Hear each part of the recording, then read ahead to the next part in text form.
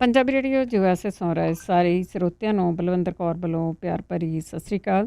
Programme ਖਬਰ ਤੇ ਨਜ਼ਰ ਵਿੱਚ ਹੋਣਗੇ। ਸਾਡੇ ਨਾਮ ਬਲਤੇਜ ਬੰਨੂ ਜੀ ਦੱਸਣਗੇ ਭਾਰਤ ਵਿੱਚ ਪੰਜਾਬ ਦੇ ਵਿੱਚ ਕੀ ਕੁਛ ਵਾਪਰਿਆ। ਖਬਰਾਂ ਤੇ ਝਾਤ ਮਾਰਾਂਗੇ। ਖਬਰਾਂ ਤੋਂ ਪਹਿਲਾਂ ਧੰਨਵਾਦ ਸਾਡੇ ਸਪਾਂਸਰ ਦਾ ਜਿਨ੍ਹਾਂ ਨੇ ਇਸ ਪ੍ਰੋਗਰਾਮ ਨੂੰ ਸਪਾਂਸਰ ਕੀਤਾ, ਆਪ ਸਭ ਤੱਕ ਪਹੁੰਚਾਇਆ।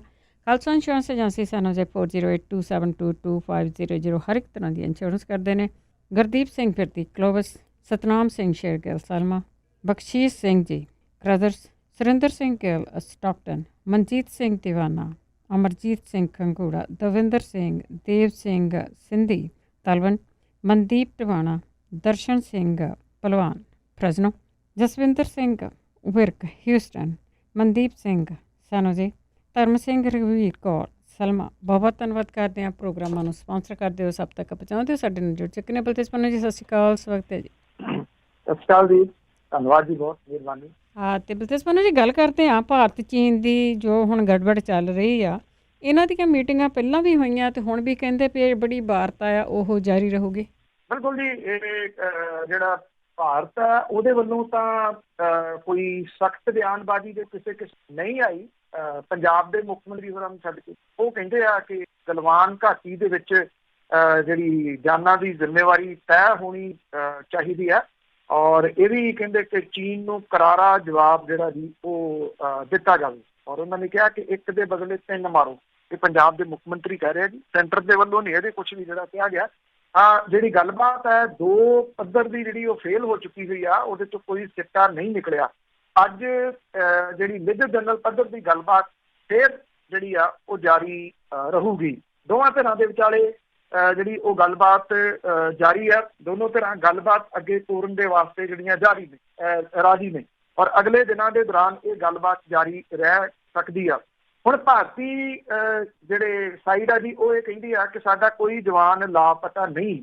ਪਹਿਲਾਂ ਜਿਹੜੇ ਜੀ ਇਹ ਕਿਹਾ ਜਾ ਰਿਹਾ ਸੀ ਕਿ 10 ਜਵਾਨ ਜਿਹੜੇ ਉਹ ਲਾਪਤਾ ਚਾਈਨੀਜ਼ ਫੌਜ ਦੇ ਕਬਜ਼ੇ ਦੇ ਵਿੱਚ ਨੇ। ਉਧਰ ਚੀਨ ਦੇ ਵਿਦੇਸ਼ ਮੰਤਰਾਲੇ ਨੇ ਇਹ ਗੱਲ ਕਹੀ ਆ ਕਿ ਭਾਰਤ ਤੇ ਚੀਨ ਗਲਵਾਨ ਘਾਟੀ ਦੀ ਘਟਨਾ ਤੋਂ ਬਾਅਦ ਹਾਲਾਤ ਨੂੰ ਨਿਆਂਪੂਰਨ ਢੰਗ ਦੇ ਨਾਲ ਨਿਪਟਣ ਲਈ ਰਾਜੀ ਹੈ। ਉਹਨਾਂ ਨੇ ਇਹ ਵੀ ਕਿਹਾ ਕਿ ਸਰਹੱਦ ਤੇ ਛੇਤੀ ਤਣਾਅ ਘੱਟ ਕੀਤਾ ਜਾਊਗਾ। ਪਰ ਇਹਦੇ ਇੱਕ ਜਿਹੜਾ ਨਾ ਜੀ ਵੱਡਾ ਪੁਆਇੰਟ ਉਹ ਇਹ ਆ ਕਿ ਇਹ ਜਿਹੜੀ ਗੱਲਬਾਤ ਕਿਸੇ ਪਾਸੇ ਨਹੀਂ ਲੱਗ ਰਹੀ, ਕਿਸੇ ਸਿਰੇ ਨਹੀਂ ਲੱਗ ਰਹੀ। ਉਹਦਾ ਸ਼ਾਇਦ ਪ੍ਰਮੁੱਖ ਕਾਰਨ ਇਹ ਆ ਕਿ ਜਿਹੜਾ ਚਾਈਨਾ ਹੈ ਉਹਨੇ ਭਾਰਤ ਦੇ ਇਸ ਲਦਾਖ ਵਾਲੀ ਸਾਈਡ ਦੇ ਕੁਛ ਏਰੀਏ ਦੇ ਉੱਤੇ ਕਬਜ਼ਾ ਕਰ ਲਿਆ ਹੋਇਆ। ਹੁਣ ਜੇ ਗੱਲਬਾਤ ਤੁਰਦੀ ਆ ਅੱਗੇ ਜਾਂ ਕਿਸੇ ਪਾਸੇ ਜਿਹੜਾ ਜੀ ਉਹ ਲੱਗਦੀ ਆ, ਤੇ ਫਿਰ ਇਹ ਕਿਹਾ ਜਾ ਸਕਦਾ ਜੀ ਕਿ ਉਹ ਇਸ ਜਗ੍ਹਾ ਨੂੰ ਛੱਡੇ। ਇਸ ਜਗ੍ਹਾ ਨੂੰ ਉਹ ਛੱਡੂਗਾ। ਜੇ ਉਹ ਜਗ੍ਹਾ ਛੱਡਦਾ ਤੇ ਫਿਰ ਉਹਨੂੰ ਕਿਉਂਕਿ ਉਹ ਸਿਸਟੇਮੈਟਿਕਲੀ ਆਇਆ, ਉਹ ਪੂਰੀ ਤਿਆਰੀ ਦੇ ਨਾਲ ਜਿਹੜਾ ਜੀ ਉਹ ਆਇਆ।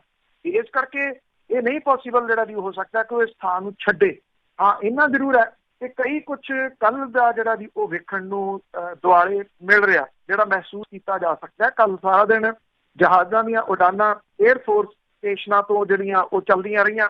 ਪਾਕਿਸਤਾਨ ਦੇ ਵਿੱਚ ਜਿਹੜੇ ਏਅਰਫੋਰਸ ਦੇ ਅੱਡੇ ਨੇ ਉਹਨਾਂ ਦੇ ਉੱਤੇ ਵੀ ਹਰਕਤਾਂ ਜਿਹੜੀਆਂ ਦੀ ਉਹ ਦੇਖੀਆਂ ਗਈਆਂ, ਔਰ ਇਹ ਵੀ ਖਬਰਾਂ ਆਈਆਂ ਕਿ ਉਹਨਾਂ ਨੂੰ ਖਾਲੀ ਕਰਵਾਇਆ ਗਿਆ ਚਾਈਨਾ ਦੇ ਵੱਲੋਂ। ਪਾਕਿਸਤਾਨ ਆਕੂਪਾਈਡ ਕਸ਼ਮੀਰ ਦੇ ਵਿੱਚ ਵੀ ਜਿਹੜਾ ਦੀ ਉਹ ਚਾਈਨੀਜ਼ ਫੌਜੀ ਜਿਹੜੇ ਆ ਉਹਨਾਂ ਦੀ ਤਾਇਨਾਤੀ ਦੀ ਗੱਲ ਜਿਹੜੀ ਉਹ ਸੁਣੀ ਗਈ ਆ। ਭਾਰਤ ਪਾਕਿਸਤਾਨ ਸਰਹੱਦ ਦੇ ਉੱਤੇ ਵੀ ਜਿਹੜੀ ਆ ਜੀ ਉਹ ਹਲਚਲ ਜਿਹੜੀ ਉਹ ਤੇਜ਼ ਹੋਈ ਆ। ਲਦਾਖ ਨੂੰ ਜਾਂਦੀਆਂ ਜਿਹੜੀਆਂ ਸੜਕਾਂ ਨੇ ਉਹ ਆਮ ਟ੍ਰੈਫਿਕ ਦੇ ਵਾਸਤੇ ਬੰਦ ਕਰ ਦਿੱਤੀਆਂ ਗਈਆਂ ਨੇ, ਤੇ ਉੱਥੇ ਜਿਹੜੀ ਫੌਜੀ ਆਵਾਜਾਈ ਹੈ ਉਹ ਕਾਫੀ ਵਧੀ ਹੈ ਜੀ। ਤੇ ਅੱਗੇ ਦੂਜੇ ਦੇਸ਼ ਨੇਪਾਲ ਦੀ ਜੇ ਗੱਲ ਕਰੀਏ ਤਾਂ ਉਹਨਾਂ ਦੀ ਸੰਸਦ ਨੇ ਵੀ ਇੱਕ ਨਵਾਂ ਨਕਸ਼ਾ ਸਰਬਸੰਮਤੀ ਨਾਲ ਹੀ ਪਾਸ ਕਰਤਾ। ਦੇਖੋ, ਜੋ ਆਲੇ ਦੁਆਲੇ ਮੁਲਕਾਂ ਦੇ ਵਿੱਚ ਜਿਹੜਾ ਜੀ ਹੋ ਰਿਹਾ, ਗੁਆਂਢੀਆਂ ਦੇ ਨਾਲ ਜਿਹੜਾ ਹੋ ਰਿਹਾ, ਉਹ ਚੁਫੇਰੇ ਹੀ ਸਾਰਾ ਕੁਛ ਆਪਾਂ ਉਹਦੀ ਕਹਾਣੀ ਕਈ ਦਿਨਾਂ ਤੋਂ ਜਿਹੜੀ ਜੀ ਪਾ ਰਹੇ ਵੀ ਬਣੀ ਕਿਹਦੇ ਨਾਲ ਹੈ। ਈਵਨ ਘਰ ਦੇ ਅੰਦਰ, ਮੁਲਕ ਦੇ ਅੰਦਰ ਜਿਹੜੀ ਜੀ ਉਹ ਪਾਟੋ ਧਾੜ ਕਰਾਈ ਪਈ ਹੈ। ਜਿਹੜੇ ਫਿਰਕਿਆਂ ਦੇ ਵਿਚਾਲੇ ਘੱਟ ਗਿਣਤੀਆਂ ਜਿਹੜੀਆਂ ਜੀ ਉਹ ਅਣਸੁਰੱਖਿਅਤ ਮੁਲਕ 'ਚ ਮਹਿਸੂਸ ਕਰੀ ਜਾਂਦੀਆਂ। ਪਾਕਿਸਤਾਨ ਦੇ ਨਾਲ ਇੱਟ ਖੜਕਾ, ਬੰਗਲਾਦੇਸ਼ ਦੇ ਨਾਲ ਸੰਬੰਧ ਵਿਗੜ ਗਏ। ਜਿਹੜੀ ਅਮੈਂਡਮੈਂਟ ਐਕਟ ਸੀਗਾ ਜੀ ਉਦੋਂ ਬਾਅਦ ਚਾਈਨਾ ਦੇ ਨਾਲ ਸਾਹਮਣੇ ਹੈ। ਇੱਕ ਛੋਟਾ ਮੁਲਕ ਜਿਹੜਾ ਹਮੇਸ਼ਾ ਸਾਥ ਦਿੰਦਾ ਰਿਹਾ ਜਿਹੜਾ ਭਾਰਤ ਦਾ, ਉਹ ਤੁਸੀਂ ਕਹਿ ਲਓ ਕਿ ਉੱਥੇ ਹਾਲਾਤ ਜਿਹੜੇ ਜੀ ਇਹ ਬਣ ਗਏ ਕਿ ਭਾਰਤ ਦੇ ਤਿੱਖੇ ਵਿਰੋਧ ਦੇ ਬਾਵਜੂਦ ਨੇਪਾਲ ਦੀ ਸੰਸਦ ਨੇ ਭਾਰਤ ਦੇ 3 ਰਣਨੀਤਿਕ ਖੇਤਰਾਂ ਨੂੰ ਦੇਸ਼ ਦੇ ਨਵੇਂ ਨਕਸ਼ੇ ਦੇ ਵਿੱਚ ਸ਼ਾਮਲ ਕਰਨ ਦੇ ਵਾਸਤੇ ਸੰਵਿਧਾਨ ਦੇ ਵਿੱਚ ਸੋਧ ਕਰਨ ਸੰਬੰਧੀ ਬਿੱਲ ਜਿਹੜਾ ਜੀ ਉਹ ਪਾਸ ਕੀਤਾ। ਭਾਰਤ ਦੇ ਵੱਲੋਂ ਗੁਆਂਢੀ ਮੁਲਕ ਦੀ ਇਸ ਕਾਰਵਾਈ ਦਾ ਵਿਰੋਧ ਕੀਤਾ ਜਾ ਰਿਹਾ। ਨੇਪਾਲ ਸੰਸਦ ਦੇ ਹੇਠਲੇ ਸਦਨ ਵੱਲੋਂ ਸਰਬਸੰਮਤੀ ਦੇ ਨਾਲ ਦੇਸ਼ ਦੇ ਨਵੇਂ ਨਕਸ਼ੇ ਨੂੰ ਪ੍ਰਵਾਨਗੀ ਦਿੱਤੀ ਗਈ ਸੀ ਪਿਛਲੇ ਹਫ਼ਤੇ, ਜਿਹਦੇ ਵਿੱਚ ਭਾਰਤ ਦੇ 3 ਖੇਤਰਾਂ ਲਿਪੂਲੇਖ, ਕਾਲਾ ਪਾਣੀ ਤੇ ਲਿਪੀ ਅਧੂਰਾ ਇਹਨਾਂ ਨੂੰ ਸ਼ਾਮਲ ਕੀਤਾ ਗਿਆ ਸੀ। ਭਾਰਤ ਦੇ ਵੱਲੋਂ ਨਵੰਬਰ 2019 ਦੇ ਵਿੱਚ ਛਾਪੇ ਆਪਣੇ ਨਵੇਂ ਨਕਸ਼ੇ ਤੋਂ ਕਰੀਬ 6 ਮਹੀਨਿਆਂ ਬਾਅਦ ਨੇਪਾਲ ਨੇ ਪਿਛਲੇ ਮਹੀਨੇ ਨਵਾਂ ਨਕਸ਼ਾ ਜਾਰੀ ਕਰਕੇ ਭਾਰਤ ਦੇ 3 ਖੇਤਰਾਂ ਦੇ ਉੱਤੇ ਆਪਣਾ ਦਾਅਵਾ ਕੀਤਾ ਸੀ। ਇਹਦੇ ਸੰਬੰਧੀ ਨੇਪਾਲ ਸੰਸਦ ਦੀ ਕੌਮੀ ਅਸੈਂਬਲੀ ਜਾਂ ਉੱਪਰਲੇ ਸਦਨ ਨੇ ਸਰਬਸੰਮਤੀ ਦੇ ਨਾਲ ਸੰਵਿਧਾਨ ਦੇ ਵਿੱਚ ਸੋਧ ਦਾ ਬਿੱਲ ਪਾਸ ਕਰਕੇ ਦੇਸ਼ ਦੇ ਨਵੇਂ ਨਕਸ਼ੇ ਲਈ ਰਾਹ ਪੱਧਰਾ ਕਰਤਾ। ਔਰ ਨਵੇਂ ਨਕਸ਼ੇ ਭਾਰਤੀ ਸੰਵਿਧਾਨ ਦੇ ਵਿੱਚ ਸੋਧ ਦਾ ਬਿੱਲ ਹੇਠਲੇ ਸਦਨ ਦੇ ਵੱਲੋਂ ਪਾਸ ਕਰਨ ਤੋਂ ਅਗਲੇ ਦਿਨ ਐਤਵਾਰ ਨੂੰ ਕੌਮੀ ਅਸੈਂਬਲੀ ਵਿੱਚ ਰੱਖਿਆ ਗਿਆ। ਕੌਮੀ ਅਸੈਂਬਲੀ ਦੇ ਸਦਨ ਦੇ ਵਿੱਚ ਮੌਜੂਦ ਸਾਰੇ 57 ਮੈਂਬਰਾਂ ਨੇ ਸੋਧ ਬਿੱਲ ਦੇ ਹੱਕ ਦੇ ਵਿੱਚ ਵੋਟ ਪਾਈ ਹੈ। ਬਿੱਲ ਵਿਰੁੱਧ ਇੱਕ ਵੀ ਵੋਟ ਨਹੀਂ ਭੁਗਤੀ। ਔਰ ਕੌਮੀ ਅਸੈਂਬਲੀ ਦੇ ਚੇਅਰਪਰਸਨ ਗਣੇਸ਼ ਸਿਨਹਾ ਨੇ ਇਹ ਕਿਹਾ ਕਿ 57 ਮੈਂਬਰਾਂ ਨੇ ਬਿੱਲ ਸੰਬੰਧੀ ਵੋਟ ਪਾਈ ਹੈ, ਬਿੱਲ ਵਿਰੁੱਧ ਇੱਕ ਵੀ ਵੋਟ ਨਹੀਂ ਭੁਗਤੀ ਤੇ ਨਾ ਕਿਸੇ ਮੈਂਬਰ ਨੇ ਨਿਰਪੱਖ ਸ਼੍ਰੇਣੀ ਦੇ ਵਿੱਚ ਜਿਹੜੀ ਹੈ ਉਹ ਵੋਟ ਪਾਈ ਆ। ਹੁਣ ਇਹ ਬਿੱਲ ਮੋਹਰ ਲੱਗਣ ਲਈ ਰਾਸ਼ਟਰਪਤੀ ਵਿਦਿਆ ਦੇਵੀ ਭੰਡਾਰੀ ਦੇ ਕੋਲ ਜਿਹੜਾ ਜੀ ਹੋ ਜਾਊਗਾ। ਇਹ ਨਵੀਆਂ ਮੁਸ਼ਕਲਾਂ ਜਿਹੜੀਆਂ ਨੇ ਉਹ ਭਾਰਤ ਦੇ ਵਾਸਤੇ ਖੜੀਆਂ ਹੋਣਗੀਆਂ। ਭਾਰਤ ਨੇ ਕੁਝ ਤਾਂ ਆਪਣੇ ਅੰਦਰ ਹੀ ਕੀਤੀਆਂ ਹੋਈਆਂ, ਕੁਝ ਬਾਹਰੋਂ ਆ ਰਹੀਆਂ।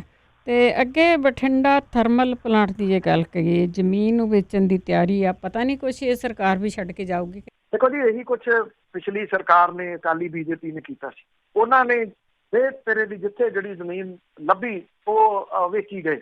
ਹੁਣ ਹਾਲਾਤ ਮੌਜੂਦਾ ਸਰਕਾਰ ਦੇ ਇਹ ਨੇ ਕਿ ਇਸ ਖਿੱਤੇ ਦੇ ਮਹਾਨਾਇਕ ਬਾਬਾ ਬੰਦਾ ਸਿੰਘ ਬਹਾਦਰ ਹੋਰਾਂ ਦੀ ਯਾਦਗਾਰ, ਕੱਲ ਗੱਲ ਆਪਾਂ ਕੀਤੀ ਜਿਹੜੀ ਚੱਪੜਚਿੜੀ ਦੇ ਵਿੱਚ ਹੈ, ਉਹ ਵੀ ਸਰਕਾਰ ਨਹੀਂ ਸੰਭਾਲ ਸਕਦੀ। ਇਹ ਹੀਰੋ ਨੇ ਸਾਡੇ, ਜਿਨ੍ਹਾਂ ਤੋਂ ਨਵੀਆਂ ਪੀੜ੍ਹੀਆਂ ਨੇ ਸੇਧ ਲੈਣੀ ਆ, ਉਹ ਪ੍ਰਾਈਵੇਟ ਹੱਥਾਂ ਦੇ ਵਿੱਚ ਜਿਹੜਾ ਉਹ ਦਿੱਤਾ ਜਾ ਰਿਹਾ। ਬਠਿੰਡਾ ਥਰਮਲ ਪਲਾਂਟ ਦੀ ਜਿਹੜੀ ਜ਼ਮੀਨ ਹੈ ਇਹ ਵਪਾਰਕ ਕੰਮਾਂ ਸੰਬੰਧੀ ਵੇਚਣ ਲਈ ਖਾਕਾ ਤਿਆਰ ਹੋ ਗਿਆ। ਕੈਬਨਿਟ ਦੀ ਮੋਹਰ ਲੱਗ ਜਾਣੀ ਆ। ਪੰਜਾਬ ਮੰਤਰੀ ਮੰਡਲ ਦੀ 22 ਜੂਨ ਨੂੰ ਮੀਟਿੰਗ ਹੈ। ਇਹਦੇ ਵਿੱਚ ਮੁੱਖ ਏਜੰਡਾ ਬਠਿੰਡਾ ਥਰਮਲ ਪਲਾਂਟ ਦੀ ਜ਼ਮੀਨ ਵੇਚਣ ਦਾ, ਔਰ ਥਰਮਲ ਦੀ ਆਖਰੀ ਨਿਸ਼ਾਨੀ ਇਹਨੂੰ ਮਿਟਾਉਣ ਦੇ ਵਾਸਤੇ ਰਾਹ ਪੱਧਰ ਹੋ ਜਾਊਗਾ। ਮੌਜੂਦਾ ਖਾਲੀ ਖਜ਼ਾਨਾ ਮੰਤਰੀ ਮਨਪ੍ਰੀਤ ਸਿੰਘ ਬਾਦਲ ਜਿਹੜੇ ਨੇ, ਉਹਨਾਂ ਨੇ ਚੋਣਾਂ ਦੇ ਦੌਰਾਨ ਬਠਿੰਡਾ ਥਰਮਲ ਪਲਾਂਟ ਨੂੰ ਚਾਲੂ ਰੱਖਣ ਦੇ ਸੁਪਨੇ ਵਿਖਾਏ ਸੀਗੇ। ਪਾਵਰਕਾਮ ਦੇ ਬੋਰਡ ਆਫ ਡਾਇਰੈਕਟਰਸ ਨੇ 13 ਫਰਵਰੀ 2020 ਨੂੰ ਬਠਿੰਡਾ ਥਰਮਲ ਦੀ ਜ਼ਮੀਨ ਪੁੱਡਾ ਨੂੰ ਤਬਦੀਲ ਕਰਤੀ। ਪੁੱਡਾ ਦੇ ਵੱਲੋਂ ਇਸ ਜ਼ਮੀਨ ਨੂੰ ਵਿਕਸਿਤ ਕੀਤਾ ਜਾਊਗਾ। ਉਦੋਂ ਬਾਅਦ ਜਿਹੜਾ ਮੁਨਾਫਾ ਹੋਊਗਾ ਉਹ 80% ਦੀ ਹਿੱਸੇਦਾਰੀ ਪਾਵਰਕਾਮ ਦੀ ਹੋਊਗੀ, ਜਦੋਂ ਕਿ 20% ਦੀ ਮੁਨਾਫਾ ਪੁੱਡਾ ਨੂੰ ਜਾਊਗਾ। ਗੁਰੂ ਨਾਨਕ ਦੇਵ ਥਰਮਲ ਪਲਾਂਟ ਦੀ 1764 ਏਕੜ ਜ਼ਮੀਨ ਪੁੱਡਾ ਨੂੰ ਤਬਦੀਲ ਕੀਤੀ ਗਈ ਆ। ਇਸ ਜ਼ਮੀਨ ਦੇ ਵਿੱਚ 220 ਏਕੜ ਰੇਲਵੇ ਵਾਲੀ ਹੈ ਤੇ 250 ਏਕੜ ਥਰਮਲ ਪਲਾਂਟ ਦੀ ਜ਼ਮੀਨ ਹੈ। 850 ਏਕੜ ਜ਼ਮੀਨ ਦੇ ਵਿੱਚ ਸਵਾਹ ਦਾ ਡੰਪ ਹੈ। 280 ਏਕੜ ਰਕਬੇ ਦੇ ਵਿੱਚ ਥਰਮਲ ਕਲੋਨੀ, 164 ਏਕੜ ਰਕਬਾ ਝੀਲਾਂ ਦੇ ਹੇਠ ਹੈ। ਪੁੱਡਾ ਦੇ ਵੱਲੋਂ ਮੁੱਢਲੇ ਪੜਾਅ ਤੇ 250 ਏਕੜ ਰਕਬੇ ਨੂੰ ਵਿਕਸਿਤ ਕੀਤਾ ਜਾਣਾ, ਜਿਹਦੇ ਵਾਸਤੇ 100 ਕਰੋੜ ਰੁਪਏ ਦੀ ਲੋੜ ਹੈ। ਪੁੱਡਾ ਨੇ 100 ਕਰੋੜ ਦਾ ਕਰਜ਼ਾ ਲੈਣ ਦਾ ਫੈਸਲਾ ਕੀਤਾ, ਜਿਹਦੇ ਤੇ ਗਰੰਟੀ ਪੰਜਾਬ ਸਰਕਾਰ ਵੱਲੋਂ ਪਾਈ ਜਾਊਗੀ। 4 ਵਰਿਆਂ 'ਚ ਇਹ ਕਰਜ਼ਾ ਵਾਪਸ ਕਰਨਾ ਹੋਊਗਾ। ਪੁੱਡਾ ਅਧਿਕਾਰੀ ਕਹਿੰਦੇ ਕਿ ਉਹਨਾਂ ਦੇ ਕੋਲੇ 3400 ਕਰੋੜ ਰੁਪਏ ਦੀਆਂ ਵਿਕਰੀ ਵਾਲੀਆਂ ਜਾਇਦਾਦਾਂ ਨੇ, ਪਰ ਮੰਦਾ ਹੋਣ ਕਰਕੇ ਵਿਕ ਨਹੀਂ ਰਹੀਆਂ। ਔਰ ਇਹ ਜਿਹੜਾ ਹੈ ਜੀ ਜ਼ਮੀਨ ਹੁਣ ਵਿਕ ਜੂਗੀ। ਆਉਂਦੇ ਦਿਨਾਂ ਦੇ ਦੌਰਾਨ ਜਿਹੜੇ ਉਹ ਦੂਰੋਂ ਦਿਸਦੇ ਆ ਭੱਠ ਜਿਹੜੇ ਲੱਗੇ ਹੋਏ, ਉਹ ਵੀ ਢਹਿ ਢੇਰੀ ਜਿਹੜੇ ਕਰ ਦਿੱਤੇ ਜਾਣਗੇ। ਗੁਰੂ ਨਾਨਕ ਸਾਹਿਬ ਦੇ 500 ਸਾਲਾਂ ਦੇ ਉੱਤੇ ਗੁਰੂ ਨਾਨਕ ਦੇਵ ਥਰਮਲ ਪਲਾਂਟ ਜਿਹੜਾ ਉਹ ਲੱਗਿਆ ਸੀ, ਤੇ 550 ਸਾਲਾ ਗੁਰਪੁਰਬ ਦੇ ਮੌਕੇ ਦੇ ਉੱਤੇ ਇਹ ਢਹਿ ਢੇਰੀ ਹੋਣ ਵੱਲ ਨੂੰ ਜਿਹੜਾ ਜੀ ਉਹਨੇ ਕਈ ਸਟੈਪ ਜਿਹੜੇ ਜੀ ਉਹ ਅੱਗੇ ਵੱਧ ਗਏ ਨੇ। ਮਤਲਬ ਕਿ ਇਸੇ ਸਾਲ ਦੇ ਵਿੱਚ ਢਹਿ ਢੇਰੀ ਹੋ ਜਾਊਗਾ। ਕਾਰਨ ਉਹਦਾ ਹੋਈ ਆ ਕਿ 2 ਸਰਕਾਰਾਂ ਹੈਗੀਆਂ, ਵਾਰੀ ਆਈ ਜਾਂਦੀਆਂ, ਉਹਨਾਂ ਦੇ ਵਿੱਚ ਕੋਈ ਚੇਂਜ ਤੇ ਹੋਈ ਨਹੀਂ ਗਈ ਹੈਗੀ। ਤੇ ਅੱਗੇ ਗੱਲ ਕਰਦੇ ਹਾਂ ਉੱਤਰਾਖੰਡ ਤੇ ਉੱਤਰ ਪ੍ਰਦੇਸ਼ ਦੇ ਕਿਸਾਨਾਂ ਦੀ, ਉਹਨਾਂ ਦੇ ਉਜਾੜੇ ਦੀ ਤਿਆਰੀ। ਦੇਖੋ, ਉਜਾੜਿਆ ਤਾਂ ਜਿਹੜਾ ਵੀ ਉਹ ਕਰੀਬ ਸਾਰੇ ਜਗ੍ਹਾ ਤੋਂ ਹੀ ਜਿਹੜਾ ਜਾ ਰਿਹਾ। ਜਿਹੜੇ ਜਦੋਂ ਇਹਨਾਂ ਨੂੰ ਜਿਹੜਾ ਦੀ ਲੋੜ ਸੀਗੀ ਇੱਥੇ ਦੱਬ ਪੁੱਟ ਕੇ ਜ਼ਮੀਨਾਂ ਜਿਹੜੀਆਂ ਦੀ ਉਹ ਬਣਾਉਣ ਦੀ, ਸੱਪਾਂ ਦੀਆਂ ਸਿਰੀਆਂ ਜਿਹੜੀਆਂ ਦੀ ਉਹ ਮਿੱਧਣ ਦੀ, ਉਸ ਵੇਲੇ ਇਹ ਉਦੋਂ ਪੰਜਾਬ ਦੇ ਕਿਸਾਨ ਜਿਹੜੇ ਉਹਨਾਂ ਦੀ ਜ਼ਰੂਰਤ ਸੀ। ਅੱਜ ਉਹਨਾਂ ਦੀ ਜ਼ਰੂਰਤ ਨਹੀਂ ਰਹੀ। ਭਾਜਪਾ ਸਰਕਾਰਾਂ ਪੰਜਾਬੀ ਕਿਸਾਨ ਜਿਹੜੇ ਨੇ ਉਹਨਾਂ ਨੂੰ ਉਜਾੜਨ ਤੇ ਤੁਲੀਆਂ ਹੋਈਆਂ। ਔਰ ਜਿਹੜਾ ਕਿਸੇ ਟਾਈਮ ਸ਼੍ਰੋਮਣੀ ਅਕਾਲੀ ਦਲ ਹੁੰਦਾ ਸੀ, ਅੱਜ ਕੱਲ੍ਹ ਉਹ ਬਾਦਲ ਅਕਾਲੀ ਦਲ ਹੈ, ਉਹ ਭਾਈਵਾਲ ਹੈ। ਨਾਲ ਦੀ ਨਾਲ ਉਹ ਇਹ ਵੀ ਕਹੀ ਜਾਂਦਾ ਕਿ ਕਿਸਾਨਾਂ ਦਾ ਸਭ ਤੋਂ ਵੱਡਾ ਹਮਾਇਤੀ ਉਹ ਹੈ। ਪੰਜਾਬੀ ਕਿਸਾਨਾਂ ਦੇ ਵੱਲੋਂ ਖਰੀਦ ਕੇ ਆਬਾਦ ਕੀਤੀਆਂ ਜ਼ਮੀਨਾਂ ਤੋਂ ਬੇਦਖਲ ਕਰਨ ਦੀ ਨੀਤੀ ਨੇ ਉੱਤਰਾਖੰਡ ਤੇ ਉੱਤਰ ਪ੍ਰਦੇਸ਼ ਦੇ 10,000 ਪਰਿਵਾਰਾਂ ਨੂੰ ਡਰ ਤੇ ਸਹਿਮ ਦੇ ਸਾਏ ਹੇਠ ਜਿਉਣ ਲਈ ਮਜਬੂਰ ਕਰ ਦਿੱਤਾ ਹੈ। ਉੱਤਰਾਖੰਡ ਦੇ ਊਧਮ ਸਿੰਘ ਨਗਰ ਦੇ ਨਾਲ ਸੰਬੰਧਿਤ ਕਿਸਾਨਾਂ ਤੇ ਉਜਾੜੇ ਦੀ ਤਲਵਾਰ ਹਾਲ ਦੀ ਘੜੀ ਲਟਕੀ ਆ। ਪੀੜਤ ਕਿਸਾਨਾਂ ਦੇ ਦੱਸਣ ਦੇ ਮੁਤਾਬਕ ਉੱਤਰ ਪ੍ਰਦੇਸ਼ ਦੇ 17 ਪਿੰਡਾਂ ਦੇ ਕਿਸਾਨਾਂ ਦੇ 6,000 ਏਕੜ ਰਕਬੇ ਤੇ ਸਰਕਾਰ ਦੀ ਅੱਖ ਹੈ।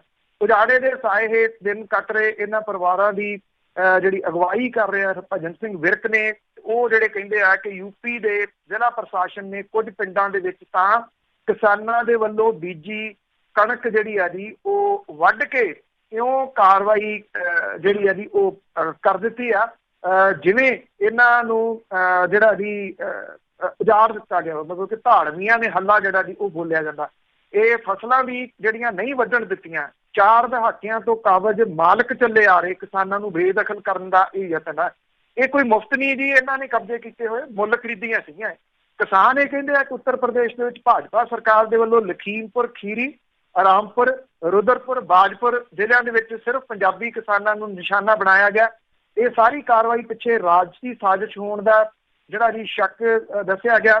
ਵੱਖ-ਵੱਖ ਸਿਆਸੀ ਧਿਰਾਂ ਦੇ ਨਾਲ ਸੰਬੰਧ ਨੇ, ਪਰ ਭਾਜਪਾ ਡੰਡੇ ਦੇ ਜ਼ੋਰ ਦੇ ਨਾਲ ਸਿੱਖਾਂ ਦੀ ਹਮਾਇਤ ਲੈਣਾ ਚਾਹੁੰਦੀ ਹੈ।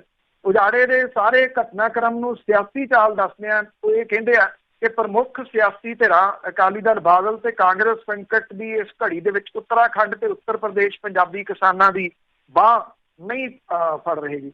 ਊਧਮ ਸਿੰਘ ਨਗਰ ਦੀ ਕਹਾਣੀ ਜਿਹੜੀ ਹੈ ਜੀ, ਇੱਥੇ ਪੰਜਾਬੀ ਕਿਸਾਨਾਂ ਨੇ ਸੂਦ ਪਰਿਵਾਰ ਤੋਂ 1960 ਤੋਂ 70 ਦੇ ਸਮੇਂ ਦੇ ਦੌਰਾਨ ਜ਼ਮੀਨਾਂ ਮੁੱਲ ਲਈਆਂ। ਇਹਨਾਂ ਜ਼ਮੀਨਾਂ ਦੀ ਬਕਾਇਦਾ ਰਜਿਸਟਰੀ ਹੋਈ, ਮਾਲ ਵਿਭਾਗ ਦੇ ਵਿੱਚ ਮਾਲਕੀ ਦੇ ਸਬੂਤ ਨੇ।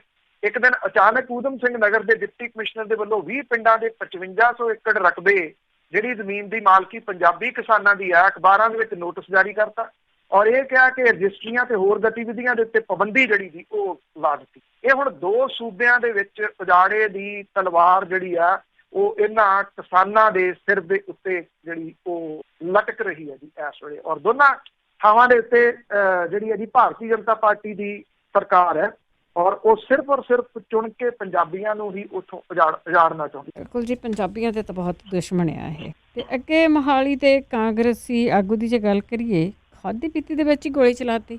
ਬਿਲਕੁਲ ਜੀ, ਗੋਲੀ ਇਹ ਚਲਾਤੀ, ਮਾਰ ਵੀ ਆਪਣੇ ਸਾਥੀ ਦੇ ਦਿੱਤੀ ਜੀ। ਬਲਾਕ ਸੰਮਤੀ ਮੈਂਬਰ ਨੇ ਜਿਹੜਾ ਸੀਗਾ ਜੀ ਦਾਰੂ ਦੇ ਨਸ਼ੇ ਦੇ ਵਿੱਚ ਆਪਣੇ ਦੋਸਤ ਤੇ ਗੋਲੀਆਂ ਚਲਾਤੀਆਂ ਔਰ ਉਹ ਗੰਭੀਰ ਜ਼ਖਮੀ ਹੋ ਗਿਆ। ਜਗਦੀਪ ਸਿੰਘ ਆ ਇਹ ਪਿੰਡ ਸਿਆਊ ਦਾ ਰਹਿਣ ਵਾਲਾ ਜੀ। ਕਾਂਗਰਸੀ ਆਗੂ ਤੇ ਬਲਾਕ ਸੰਮਤੀ ਮੈਂਬਰ ਗੁਰਦੀਪ ਸਿੰਘ ਦੇ ਮੁੰਡੇ ਦਵਿੰਦਰ ਸਿੰਘ ਉਰਫ ਦਮਨੀ ਜਿਹੜਾ ਹੈ ਉਹ ਮਨੌਲੀ ਦਾ ਰਹਿਣ ਵਾਲਾ, ਉਹਦੇ ਖਿਲਾਫ ਕੇਸ ਦਰਜ ਕਰਕੇ ਜਾਂਚ ਜਿਹੜੀ ਆ ਉਹ ਸ਼ੁਰੂ ਕੀਤੀ ਹੈ। ਰਾਜਪੁਰਾ ਨੇੜਲੇ ਪਿੰਡ ਨੈਣਾ ਤੋਂ ਉਹਨੂੰ ਗ੍ਰਿਫਤਾਰ ਕੀਤਾ ਗਿਆ, ਜਿਹੜਾ ਕਿ ਆਪਣੀ ਭੂਆ ਦੇ ਘਰ ਦੇ ਵਿੱਚ ਲੁਕਿਆ ਹੋਇਆ ਸੀਗਾ। ਜਿਹੜਾ ਜ਼ਖਮੀ ਆ ਉਹ ਇਹ ਕਹਿੰਦਾ ਹੈ ਕਿ ਉਹਦਾ ਜਿਹੜਾ ਜੀ ਜਗਦੀਪ ਸਿੰਘ ਦੇ ਘਰ ਉਹ ਟੀਵੀ ਵੇਖ ਰਿਹਾ ਸੀ ਔਰ 10 ਵਜੇ ਦੇ ਕਰੀਬ ਉਹਦਾ ਦੋਸਤ ਆਇਆ ਜਿਹੜਾ ਕਿ ਦਾਰੂ ਚ ਟੁੰਨ ਸੀਗਾ ਜੀ ਔਰ ਜਗਦੀਪ ਨੂੰ ਬਾਹਰ ਬੁਲਾ ਕੇ ਲੈ ਗਿਆ। ਗੱਡੀ 'ਚ ਬੈਠੇ ਰਹੇ। ਰਾਹ 'ਚ ਪੈਟਰੋਲ ਪੰਪ ਦੇ ਨੇੜੇ ਉਹਨੇ ਆਪਣੇ ਪਿਓ ਦੀ ਲਾਇਸੈਂਸੀ 12 ਬੋਰ ਦੀ ਦਨਾਲੀ 'ਚੋਂ 2 ਗੋਲੀਆਂ ਚਲਾਤੀਆਂ। ਪਹਿਲੀ ਜਗਦੀਪ ਦੀ ਪਿੱਠ ਦੇ ਵਿੱਚ ਤੇ ਦੂਜੀ ਛਾਤੀ, ਜਿਸ 'ਚ ਉਹ ਗੰਭੀਰ ਜ਼ਖਮੀ ਜਿਹੜਾ ਜੀ ਉਹ ਹੋ ਗਿਆ। ਜਿਹੜੀ ਇਹ ਰਾਤ ਦੇ ਸਮੇਂ ਘਟਨਾ ਵਾਪਰੀ, ਕਿਉਂਕਿ ਕਾਂਗਰਸੀ ਆਗੂ ਸੀ, ਪੁਲਿਸ ਨੇ ਪੂਰਾ ਤਿਲ ਲਾ ਲਿਆ ਕਿ ਇਹਨੂੰ ਦਬਾ ਦਿੱਤਾ ਜਾਵੇ ਇਸ ਗੱਲ ਨੂੰ ਕਿਸੇ ਤਰੀਕੇ ਨਾਲ। ਜਦੋਂ ਜਿਹੜੇ ਪਿੰਡ ਵਾਸੀ ਸੀ ਉਹ ਇਕੱਠੇ ਹੋ ਕੇ ਥਾਣੇ ਪਹੁੰਚ ਗਏ ਤਾਂ ਪੁਲਿਸ ਨੇ ਕਾਂਗਰਸੀ ਆਗੂ ਦੇ ਘਰ 'ਚੋਂ ਲਾਇਸੈਂਸੀ ਬੰਦੂਕ ਵੀ ਬਰਾਮਦ ਕਰ ਲਈ ਤੇ ਮਾਮਲਾ ਵੀ ਜਿਹੜਾ ਜੀ ਉਹ ਦਰਜ ਹੋ ਗਿਆ। ਜਿਹੜਾ ਵਿਅਕਤੀ ਨੇ ਗੋਲੀਆਂ ਚਲਾਈਆਂ ਉਹਦਾ ਪਿਤਾ ਕਾਂਗਰਸੀ ਆਗੂ ਜਿਹੜਾ ਜੀ ਉਹ ਗੁਰਦੀਪ ਸਿੰਘ, ਉਹ ਆਪਣੇ ਮੂੰਹ ਮੰਨਦਾ, ਕਹਿੰਦਾ ਖਾਦੀ ਪੀਤੀ ਦੇ ਵਿੱਚ ਘਟਨਾ ਕੋਈ ਵਾਪਰ ਗਈ। ਅਸਲ ਦੇ ਵਿੱਚ ਤਾਂ ਇਹ ਦੋਵੇਂ ਦੋਸਤ ਨੇ, ਇਕੱਠੇ ਖਾਂਦੇ ਪੀਂਦੇ ਨੇ। ਇਹ ਵੀ ਕਿਹਾ ਕਿ ਉਹਨੂੰ ਨਹੀਂ ਇਹ ਪਤਾ ਕਿ ਕਿਹੜੇ ਵੇਲੇ ਉਹਨਾਂ ਦਾ ਮੁੰਡਾ ਘਰੋਂ ਲਾਇਸੈਂਸੀ ਬੰਦੂਕ ਜਿਹੜੀ ਉਹ ਚੁੱਕ ਕੇ ਲੈ ਗਿਆ ਤੇ ਜਾ ਕੇ ਆਪਣੇ ਦੋਸਤ ਦੇ ਉੱਤੇ ਜਿਹੜੀ ਜੀ ਉਹ ਚਲਾਤੀ। ਇਹ ਘਟਨਾਵਾਂ ਜਿਹੜੀਆਂ ਜੀ ਉਸ ਪਾਸੇ ਵੱਲ ਨੂੰ, ਇੱਕ ਤਾਂ ਜਿਹੜੀ ਹੈ ਜੀ ਪਾਵਰ ਦਾ ਨਸ਼ਾ, ਦੂਜਾ ਜਿਹੜੀ ਲੋਕਾਂ ਦੀ ਮਾਨਸਿਕ ਹਾਲਤ ਜਿਹੜੀ ਹੈ ਜੀ ਉਹ ਡੇ ਬਾਈ ਡੇ ਖਰਾਬ ਹੁੰਦੀ ਤੁਰੀ ਜਾ ਰਹੀ ਹੈ ਜੀ ਇੱਕ ਕਿਸਮ ਦੇ ਨਾਲ। ਇਹ ਉਹਦਾ ਹੀ ਪਾਰਟ ਹੈ। ਬਿਲਕੁਲ ਜੀ, ਦਿਮਾਗ ਵੀ ਸੱਤਵੇਂ ਅਸਮਾਨ ਚੜ੍ਹੇ ਹੋਏ ਆ। ਤੇ ਅੱਗੇ ਗੱਲ ਕਰਦੇ ਹਾਂ, ਜੋ ਸ਼ੰਭੂ ਦੇ ਲਾਗੇ ਨਕਲੀ ਸ਼ਰਾਬ ਦੀ ਫੈਕਟਰੀ ਫੜੀ ਗਈ ਸੀ, ਈਡੀ ਨੇ ਉਸ ਦੀ ਜਾਂਚ ਸ਼ੁਰੂ ਕੀਤੀ। ਇਹ ਜਿਹੜੀ ਸ਼ਰਾਬ ਦੀ ਫੈਕਟਰੀ ਸੀ ਜੀ ਬੜੀ ਚਰਚਿਤ ਰਹੀ। ਡਿਊਰਿੰਗ ਕਰਫਿਊ ਇਹਨਾਂ ਨੇ ਸ਼ਰਾਬ ਬਣਾ ਕੇ ਇੱਥੇ ਵੇਚੀ, ਕੋਈ ਡਿਸਟਿਲਰੀ ਨਹੀਂ ਲਾਈ, ਬਲਕਿ ਗੋਲੀਆਂ ਤੇ ਕੈਮੀਕਲ ਦੇ ਨਾਲ ਇਹ ਸ਼ਰਾਬ ਬਣਦੀ ਸੀ। ਔਰ ਦਿਨ ਦੇ ਵਿੱਚ ਕਿੰਨੀਆਂ ਕੁ ਪੇਟੀਆਂ ਬਣਾ ਲੈਂਦੇ ਸੀ, ਕਿੰਨੀ ਕੁ ਮਾਤਰਾ ਦੇ ਵਿੱਚ ਸ਼ਰਾਬ ਜਿਹੜੀ ਜੀ ਉਹ ਬਣਾ ਲੈਂਦੇ ਸੀਗੇ। ਚਰਚਾ ਇਸ ਗੱਲ ਦਾ ਚੱਲਦਾ ਕਿ ਕਰਫਿਊ ਦੇ ਵਿੱਚ ਇਹਨਾਂ ਦੇ ਨਾਲ ਗਿਆ ਜਿਹੜਾ ਜੀ ਉਹ ਦੱਸੀਦਾ, ਔਰ ਦੁਬਈ ਦੇ ਵਿੱਚ ਇਹ ਪੈਸੇ ਪਹੁੰਚਣ ਦੀਆਂ ਗੱਲਾਂ ਜਿਹੜੀਆਂ ਜੀ ਉਹ ਚੱਲਦੀਆਂ ਰਹੀਆਂ ਨੇ, ਕਿਉਂਕਿ ਇਹਦੇ ਵਿੱਚ ਪੈਸਾ ਬਾਹਰ ਗਿਆ ਜੀ ਔਰ ਮਨੀ ਲਾਂਡਰਿੰਗ ਦੇ ਵਿੱਚ ਆ ਗਿਆ। ਜਦੋਂ ਮਨੀ ਲਾਂਡਰਿੰਗ ਆਇਆ ਤੇ ਉਹਦੇ ਵਿੱਚ ਫਿਰ ਇਨਫੋਰਸਮੈਂਟ ਡਾਇਰੈਕਟੋਰੇਟ ਜਿਹੜੀ ਸੀ ਉਹ ਸ਼ਾਮਲ ਹੋ ਗਈ। ਪਹਿਲਾਂ ਤਾਂ ਕੋਈ ਗ੍ਰਿਫਤਾਰੀ ਨਹੀਂ ਸੀ ਹੋ ਰਹੀ, ਜਦੋਂ ਸ਼ਰਾਬ ਫੈਕਟਰੀ ਫੜੀ ਗਈ ਐਵੇਂ ਨਿੱਕੇ ਮੋਟੇ ਜਿਹੜੇ ਉਹ ਫੜ ਲਏ, ਰੌਲਾ ਪੈ ਗਿਆ। ਔਰ ਰੌਲਾ ਇਸ ਗੱਲ ਦਾ ਪੈ ਗਿਆ ਵੀ ਇਹ ਫੈਕਟਰੀ ਕਿਹਦੀ ਆ। ਇਹ ਫੈਕਟਰੀ ਕਾਂਗਰਸੀ ਆਗੂ ਅਮਰੀਕ ਸਿੰਘ ਖਾਨਪੁਰ ਦੀ ਆ। ਅਮਰੀਕ ਸਿੰਘ ਖਾਨਪੁਰ ਕੌਣ ਹੈ? ਉਹ ਇੱਥੋਂ ਦੇ ਘਨੌਰ ਦੇ MLA ਮਦਨ ਲਾਲ ਜਲਾਲਪੁਰ ਦਾ ਸੱਜਾ ਹੱਥ ਹੈ। ਅਮਰੀਕ ਸਿੰਘ ਖਾਨਪੁਰ ਪੁਲਿਸ ਦੇ ਕਾਬੂ ਨਹੀਂ ਆਇਆ, ਔਰ ਇਹ ਗੱਲ ਜਿਹੜੀ ਜੀ ਵੱਡੇ ਪੱਧਰ ਦੇ ਉੱਤੇ ਚੱਲਦੀ ਰਹੀ ਵੀ ਉਹ ਤਾਂ MLA ਦੇ ਘਰੇ ਬੈਠਾ ਰਿਹਾ। ਜਦੋਂ ਇਹ ED ਨੂੰ ਜਾਂਚ ਦੀ ਗੱਲ ਤੁਰੀ ਤਾਂ ਅਮਰੀਕ ਸਿੰਘ ਖਾਨਪੁਰ ਨੇ ਪੁਲਿਸ ਦੇ ਕੋਲੇ ਆਤਮ ਸਮਰਪਣ ਜਿਹੜਾ ਜੀ ਉਹ ਕਰਤਾ। ਉਹਦਾ ਰਿਮਾਂਡ ਖਤਮ ਹੋ ਗਿਆ, ਉਹਨੂੰ ਜੇਲ੍ਹ ਭੇਜਤਾ। ਹੁਣ ਇਨਫੋਰਸਮੈਂਟ ਡਾਇਰੈਕਟੋਰੇਟ ਦੇ ਜਿਹੜੇ ਡਾਇਰੈਕਟਰ ਨੇ ਨਰਿੰਜਨ ਸਿੰਘ ਹੁੜੀ, ਉਹ 2 ਦਿਨ ਤੋਂ ਪਟਿਆਲੇ ਜਿਹੜਾ ਜੀ ਉਹ ਆ ਰਹੇ ਨੇ, ਔਰ ਉਹਨਾਂ ਨੇ ਜਿਹੜੇ ਕਾਗਜ਼ ਪੱਤਰ ਨੇ ਉਹ ਇੱਥੋਂ ਦੇ SSP ਤੋਂ ਸਾਰੇ ਜਿਹੜੇ ਉਹ ਮੰਗੇ ਆ। ਇਨਫੋਰਸਮੈਂਟ ਡਾਇਰੈਕਟੋਰੇਟ ਜਿਹੜੀ ਆ ਜੀ ਉਹ ਇਸ ਚੀਜ਼ ਦੀ ਭਾਲ ਕਰ ਰਹੀ ਆ ਕਿ ਜਿਹੜਾ ਇਹ ਪੈਸਾ ਇਹ ਕਿੰਨਾ ਨਿਕਲਿਆ ਔਰ ਕਿੱਥੇ ਕਿਹੜੀ ਜਗ੍ਹਾ ਦੇ ਉੱਤੇ ਜਿਹੜਾ ਗਿਆ, ਇੱਥੋਂ ਕਿਹਨੇ ਪੈਸਾ ਜਿਹੜਾ ਜੀ ਤਾਂ ਪਹੁੰਚਾਇਆ। ਪੁਲਿਸ ਵਾਲੇ ਜਿਹੜੇ 2 ਸੀਗੇ, ਜਿਹੜਾ ਇੱਕ ਸ਼ੰਭੂ ਚੌਂਕੀ ਦਾ ਇੰਚਾਰਜ ਉਹ ਸਸਪੈਂਡ ਕੀਤਾ ਗਿਆ ਸੀ, ਔਰ ਇੱਕ ਜਿਹੜਾ ASI ਉੱਤੋਂ ਸਸਪੈਂਡ ਕੀਤਾ ਗਿਆ ਸੀ। ਇਹਨਾਂ ਦੋਨਾਂ ਤੋਂ ਪੁੱਛਗਿੱਛ ਜਿਹੜੀ ਆ ਜੀ ਉਹ ਕਰ ਸਕਦੀ ਆ ED ਬਹੁਤ ਛੇਤੀ। ਇਸ ਤੋਂ ਇਲਾਵਾ ਇਸ ਚੀਜ਼ ਦੀ ਵੀ ਕੰਸੋ ਹੈ ਕਿ MLA ਮਦਨ ਲਾਲ ਜਲਾਲਪੁਰ ਜਿਹੜਾ ਜੀ ਉਹਦੇ ਤੋਂ ਵੀ ਪੁੱਛਗਿੱਛ ਕੀ ਜਾ ਸਕਦੀ ਕਿ ਆਖਰ ਇਹ ਜਿਹੜੇ ਫੈਕਟਰੀ ਸੀ ਉਹਦੇ ਵਿੱਚ ਉਹਦਾ ਕੀ ਰੋਲ ਸੀ, ਔਰ ਜਿਹੜਾ ਅਮਰੀਕ ਸਿੰਘ ਖਾਨਪੁਰ ਹੈ ਉਹਦੇ ਨਾਲ ਉਹਦੀ ਕੀ ਪਾਰਟਨਰਸ਼ਿਪ ਜਿਹੜੀ ਇੱਥੇ, ਚਾਹੇ ਇਹ ਘਨੌਰ ਵਾਲਾ ਹੈ ਜੀ ਤੇ ਚਾਹੇ ਰਾਜਪੁਰਾ, 2 ਨਾਲ ਲੱਗਵੇਂ ਪੈਂਦੇ ਆ। ਦੋਨਾਂ ਜਗ੍ਹਾ ਦੇ ਉੱਤੇ ਕਾਂਗਰਸ ਦੇ MLA ਨੇ, ਔਰ ਦੋਨੋਂ MLA ਜਿਹੜੇ ਆ ਜੀ ਉਹ ਆਪਸ ਦੇ ਵਿੱਚ ਭੁੰਨ ਨੇ। ਜਦੋਂ ਰਾਜਪੁਰੇ ਦੇ ਵਿੱਚ ਜਿਹੜਾ ਜੀ ਕਰੋਨਾ ਵਾਇਰਸ ਦਾ ਚੱਲਿਆ, ਜਿਹੜੇ ਉਦੋਂ ਜੂਏ ਘਰ ਤੇ ਹੁੱਕਾ ਹਾਊਸ ਦੀ ਜਿਹੜੀ ਗੱਲ ਚੱਲੀ ਸੀ, ਉਹਦੇ ਵਿੱਚ ਦੂਜੇ ਰਿਸ਼ਤੇਦਾਰ ਦਾ ਜਿਹੜਾ ਜੀ ਉਹ ਨਾਮ ਸਿੱਧਾ ਉਦੋਂ ਬੋਲਦਾ ਸੀਗਾ, ਔਰ ਮਤਲਬ ਕਿ ਦੋਨੋਂ ਜਿਹੜਾ ਜੀ ਉਹ ਕਾਰੋਬਾਰ ਇੱਕੋ ਜਿਹੇ ਹੀ ਨੇ। ਹੁਣ ਜਿਹੜਾ ਇਹ ਰਾਜਪੁਰੇ ਵਾਲੇ ਨੇ ਉਹਦਾ ਇਹਦੇ ਵਿੱਚ ਕੋਈ ਰੋਲ ਹੈ ਜਾਂ ਨਹੀਂ, ਇਹ ਇੰਨਾ ਆ ਕਿ ਜਦੋਂ 300 ਕਰੋੜ ਰੁਪਏ ਦੀ ਗੱਲ ਜਿਹੜੀ ਜੀ ਆਉਂਦੀ ਹੈ ਤੇ ਉਹ ਇੱਕ ਬਹੁਤ ਵੱਡਾ ਅਮਾਊਂਟ ਹੈ। 300 ਕਰੋੜ ਰੁਪਈਆ ਸ਼ਾਇਦ ਜਿਹੜਾ ਜੀ ਇਹ ਵੀ ਹੋਵੇ ਕਿ ਜਿਹੜੇ ਛੋਟੇ ਇਹ ਸਿਆਸਤਦਾਨ ਨੇ ਉਹ ਇੰਨਾ ਪੈਸਾ ਇਕੱਲੇ ਕਿਵੇਂ ਜਿਹੜੇ ਜੀ ਉਹ ਖਾ ਗਏ। 2 ਦਿਨ ਪਹਿਲਾਂ ਗੱਲ ਤੁਹਾਨੂੰ ਦੱਸੀ ਸੀ ਕਿ ਲੁਧਿਆਣੇ ਦੇ ਵਿੱਚ ਜਿਹੜੀ ਲੁਧਿਆਣਾ ਮੁੱਲਾਂਪੁਰ ਸੜਕ ਹੈ ਉਹਦੇ ਉੱਤੇ ਇੱਕ ਹਾਈਫਾਈ ਮੈਰਿਜ ਪੈਲੇਸ ਹੈ, ਜਿੱਥੇ ਦੁਨੀਆ ਦੀ ਜਿਹੜੀ ਮਹਿੰਗੀ ਸ਼ਰਾਬ ਹੈ, ਬਲੈਕ ਲੇਬਲ, ਬਲੂ ਲੇਬਲ ਵਗੈਰਾ ਦੀ, ਇਹ ਜਿਹੜੀ ਉੱਥੇ ਬਣਦੀ ਸੀ। ਮਤਲਬ ਕਿ ਉੱਥੇ ਹੇਰਾਫੇਰੀ ਕੀਤੀ ਜਾਂਦੀ। ਉਹਦੇ ਸਬੰਧ ਦੇ ਵਿੱਚ ਜਿਹੜਾ ਪੁਲਿਸ ਨੇ ਪਹਿਲਾਂ ਤਾਂ ਕਰਿੰਦਿਆਂ ਨੂੰ ਗ੍ਰਿਫਤਾਰ ਕੀਤਾ ਸੀਗਾ, ਪਰ ਪਿਛਲੇ ਦਿਨੀ ਜਿਹੜੇ ਵਿਅਕਤੀ ਨੂੰ ਗ੍ਰਿਫਤਾਰ ਕੀਤਾ ਜੀ ਉਹ ਇੱਕ ਵੱਡਾ ਬਿਜ਼ਨਸਮੈਨ ਹੈ।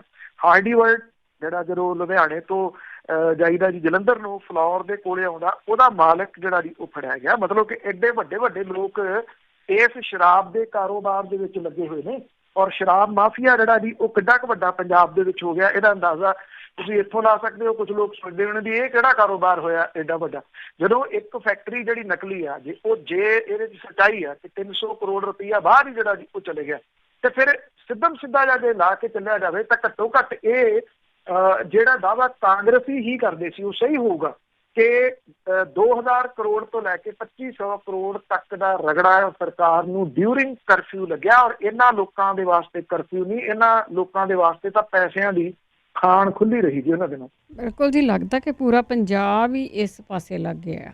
ਪੂਰਾ ਪੰਜਾਬ ਦੇ ਲੋਕ ਹੈ ਜਿਹੜੇ ਸ਼ਰਾਬ 'ਚ, ਡਰੱਗ ਦੇ ਵਿੱਚ ਹੀ ਫੜੇ ਜਾ ਰਹੇ ਆ। ਅਤੇ ਅੱਗੇ ਗੱਲ ਕਰਦੇ ਹਾਂ ਜੋ ਸੁਹੇਲ ਬਰਾੜ ਆ, ਜਿਸ ਨੂੰ ਪੁਲਿਸ ਨੇ ਆਪਣੀ ਹਿਰਾਸਤ ਵਿੱਚ ਲਿਆ ਹੋਇਆ ਆ, ਅਤੇ ਉਸ ਪਰਿਵਾਰ ਦਾ ਸਦਾ ਹੀ ਚੜ੍ਹਾਈ ਰਹੀ ਆ ਸਿਆਸਤ ਦੇ ਵਿੱਚ, ਸਰਕਾਰ ਭਾਵੇਂ ਕਿਸੇ ਦੀ ਵੀ ਹੋਵੇ। ਦੇਖੋ, ਜਿਹੜੇ ਨਿਹੱਥੇ ਨੌਜਵਾਨਾਂ ਦੇ ਉੱਤੇ ਗੋਲੀ ਚਲਾਉਣ ਦੇ ਦੋਸ਼ਾਂ ਦੇ ਵਿੱਚ ਘਿਰੇ ਪੁਲਿਸ ਅਧਿਕਾਰੀਆਂ ਨੂੰ ਬਚਾਉਣ ਲਈ ਝੂਠੀ ਗਵਾਹੀ ਤਿਆਰ ਕਰਨ ਦੇ ਦੋਸ਼ ਦੇ ਹੇਠ ਜਿਹੜਾ ਗ੍ਰਿਫਤਾਰ ਕੀਤਾ ਗਿਆ ਸੁਹੇਲ ਸਿੰਘ ਬਰਾੜ ਦਾ ਪਰਿਵਾਰ ਜਿਹੜਾ ਜੀ ਹਰ ਸਰਕਾਰ ਦੇ ਵਿੱਚ ਉਹਦੀ ਤੂਤੀ ਬੋਲਦੀ ਰਹੀ ਹੈ, ਜਿਹਨੂੰ ਲੈ ਕੇ ਲੋਕਾਂ ਦੇ ਮਨਾਂ 'ਚ ਵੱਡੇ ਸਵਾਲ ਨੇ ਕਿ ਇਸ ਮਸਲੇ ਦੇ ਉੱਤੇ ਕੁਝ ਹੋਊਗਾ।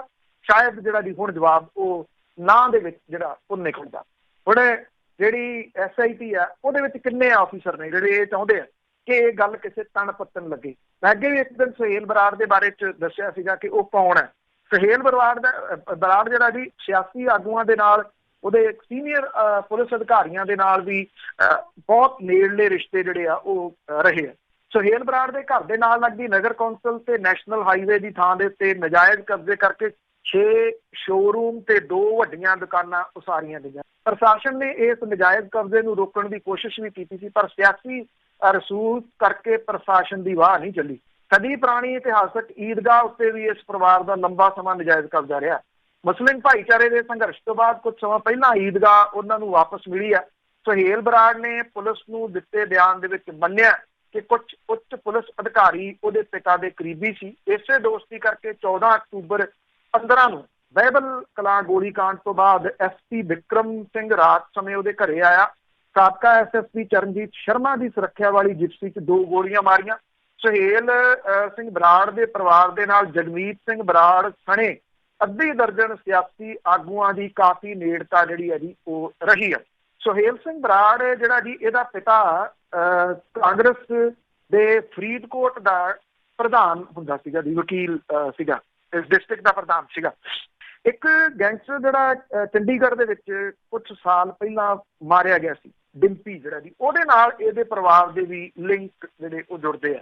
ਪਰ ਇਹ ਵੀ ਜਦੋਂ ਇਹ ਕਾਂਗਰਸੀ ਸੀ ਪਹਿਲਾਂ ਦੀ, ਕਾਂਗਰਸ ਦੀ ਸਰਕਾਰ ਹੁੰਦੀ 2002 ਤੋਂ 2007 ਤੱਕ ਦੀ, ਮੁੜ ਕੇ ਅਕਾਲੀ ਸਰਕਾਰ ਆ ਗਈ, ਇਹ ਅਕਾਲੀ ਬਣ ਗਈ ਔਰ ਅਕਾਲੀ ਦਲ ਦੇ ਬੇਹੱਦ ਕਰੀਬੀਆਂ ਦੇ ਵਿੱਚੋਂ, ਜਿਹਦੇ ਕਰਕੇ ਇਹ ਹੁਣ ਦੇਖੋ ਇਹ ਤਾਂ ਨਹੀਂ ਨਾ ਹੋ ਸਕਦਾ ਕਿ ਕੋਈ ਜਿਹੜਾ SP ਆ ਉਹ ਸਿੱਧਾ ਬਰਾੜ ਪਰਿਵਾਰ ਦੇ ਘਰੇ ਚੱਲਦੇ ਵੀ ਆ, ਕੱਢਿਓ ਰਫਲ ਤੇ ਗੋਲੀ ਮਾਰਨੀ ਹੈ ਜਿਪਸੀ ਦੇ ਵਿੱਚ। ਹੁਕਮ ਤਾਂ ਉੱਤੋਂ ਆਏ ਹੋਣਗੇ ਨਾ, ਹੁਕਮ ਕਿੱਥੋਂ ਆਏ ਹੋਣਗੇ ਤੁਸੀਂ ਅੰਦਾਜ਼ਾ ਜਿਹੜਾ ਜੀ ਉਹ ਲਾ ਸਕਦੇ ਹੋ। ਤੇ ਸਹੀਦੇ ਦਾ ਅੰਦਾਜ਼ਾ ਲਾਇਆ ਜਾ, ਉੱਥੇ ਜਿਪਸੀ ਲਿਜਾਈ ਜਾਂਦੀ ਆ, ਉਹਦੇ ਵਿੱਚ ਗੋਲੀ ਜਿਹੜੀ ਜੀ ਉਹ ਮਾਰੀ ਜਾਂਦੀ। ਇਹ ਨਾਲ ਨਾਮ ਤਾਂ ਇਹਨਾਂ ਦੇ ਵੀ ਸਿੰਘ ਹੀ ਲੱਗਦਾ ਨਾ ਜੀ। ਤੇ ਮਾਮਲਾ ਕੀ ਸੀਗਾ? ਗੁਰੂ ਗ੍ਰੰਥ ਸਾਹਿਬ ਦੀ ਬੇਅਦਬੀ ਦਾ।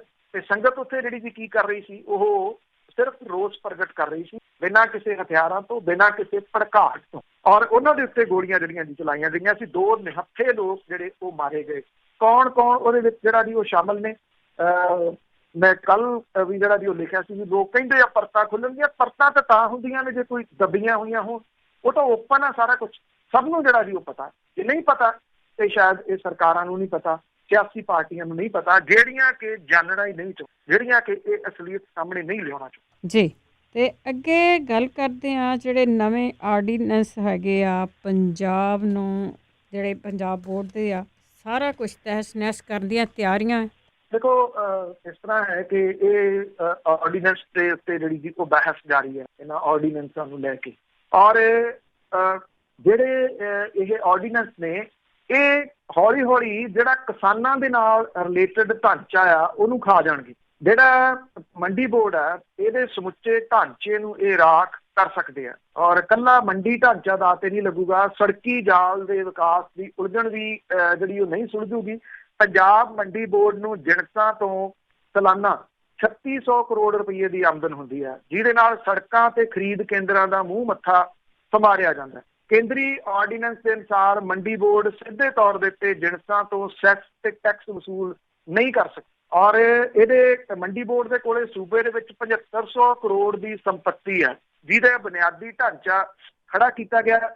ਕੇਂਦਰੀ ਆਰਡੀਨੈਂਸ ਤੇ ਨਜ਼ਰਸਾਨੀ ਨਾ ਕੀਤੀ ਗਈ ਤਾਂ ਇਹ ਇਮਾਰਤੀ ਢਾਂਚੇ ਦੇ ਬੁਰੇ ਦਿਨਾਂ ਦਾ ਮੁੱਢ ਵੱਧ ਜਾਣਾ। ਪੰਜਾਬ ਮੰਡੀ ਬੋਰਡ ਦੇ ਕੋਲੇ ਵੱਡੇ ਸ਼ਹਿਰਾਂ ਦੇ ਵਿੱਚ 151 ਸਬ ਯਾਰਡ ਨੇ, ਜਿਨ੍ਹਾਂ ਦਾ ਰਕਬਾ 5900 ਏਕੜ ਬਣਦਾ ਹੈ। ਬਾਜ਼ਾਰੀ ਕੀਮਤ ਦੇ ਲਿਹਾਜ਼ ਦੇ ਨਾਲ ਬੁਨਿਆਦੀ ਢਾਂਚੇ ਤੇ ਆਏ ਕਰੀਬ 4500 ਕਰੋੜ ਰੁਪਈਆ ਇਹਦਾ ਮੁੱਲ ਬਣਦਾ। ਔਰ ਛੋਟੀਆਂ ਮੰਡੀਆਂ ਦੇ ਵਿੱਚ 284 ਸਬ ਯਾਰਡ ਨੇ, ਜਿਨ੍ਹਾਂ ਦਾ 1750 ਏਕੜ ਦੇ ਕਰੀਬ ਰਕਬਾ।